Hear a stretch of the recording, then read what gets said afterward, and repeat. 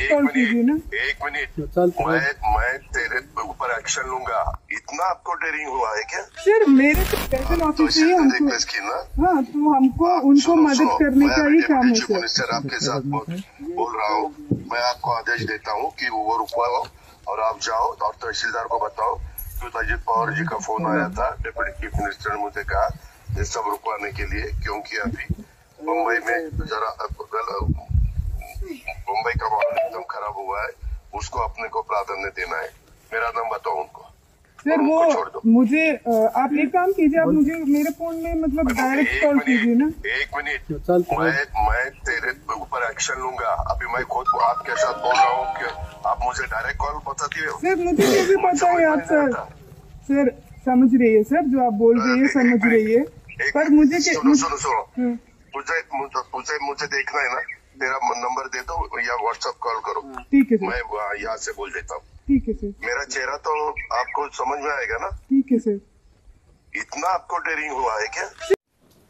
महिला IPS अधिकारी अंजना कृष्णा यांच्याबद्दल बोलताना राष्ट्रवादी काँग्रेसच्या नेत्यांनी जिभेला आवर घालावा, प्रवक्त्यांनी आमदारांनी नीट भाषा वापरावी। एक तर दादागिरी तुम्ही करायची, सरकारी कामामध्ये अडथळा आणलाय म्हणून उपमुख्यमंत्री आरोपी आहेत, याचं भान ठेवा। त्या ठिकाणी दुसरा नेता असता तर आतापर्यंत 353 दाखल झाला असता।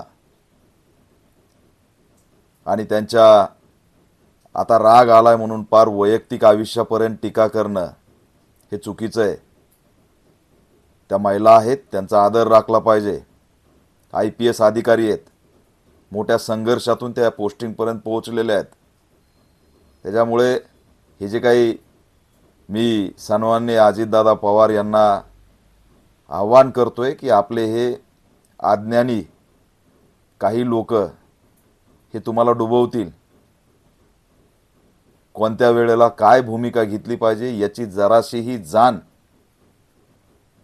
अजितदादा पवार यांच्या आमदाराला राहिलेली नाही।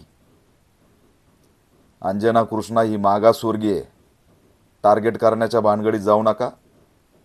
मागासवर्गीय अधिकारी आहे आणि त्याच्यामुळे मागासवर्गीय अधिकाऱ्याला जास्त त्रास देऊ नका।